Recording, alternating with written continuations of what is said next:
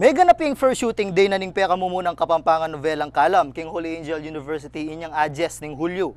Iti peni mo na ning Kalalangan Camaro Productions at ning Infomax 8.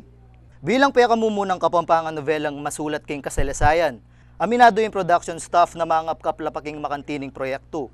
Pero bistamat makaniti, pag maragol na pamurin niti na masalese naman ning meging resulta na ning karelang shooting.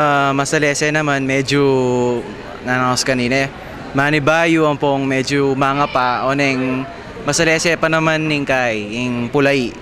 Diyan pang mitatawli naman masyadong alin naman mga takatawli. So smooth flowing pa yung kay ing production.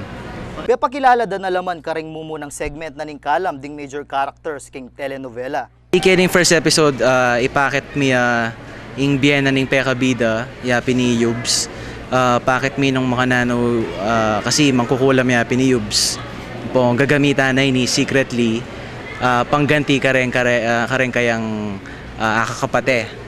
So i-establish mi itang character ng ita oneng ating point kayang first episode na mabayo ita. So ito siguro yung peka dapat dang abangan deng kay Talapanalbe. Agpangking bida na ning telenovela, agyapang manibayo ya paking makaniting karagula proyekto. Agyuwa na uling maragula pribilehiyo para kaya iti na pagmaragul da rin kapampangan. Challenging, sobrang sakit kasi uling first project na nining kapampangan ni we are one step ahead. Maragul yung bagay kaya kami ang lalo na kanako kasi ako mag-represent as Yubs. And dakal pang sina epayari pero retang first sina inarimi. Enjoy naman kasi atsuk kayong kay gamat na rin mga galing na tao. Infomax, salamat pala. Ring writers and directors ko well experienced la. Todo suporta naman ning co-production staff na niti king layo na pamaggambol king kulturang kapampangan kapamilatan napin ning kalam. Co-production niya ini between Infomax and Kalalangan Camaro.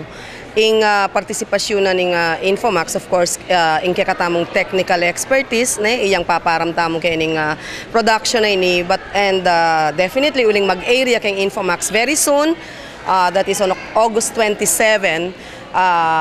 Full support ing Infomax kani not only technically but also on the creative side. Atyuta mo kani para biyaing kakatamong sahop. Antabayana naman ning peka mo munang episode ning kalam king daratang Agosto king Infomax 8. Cray Reambilio, IMAX News.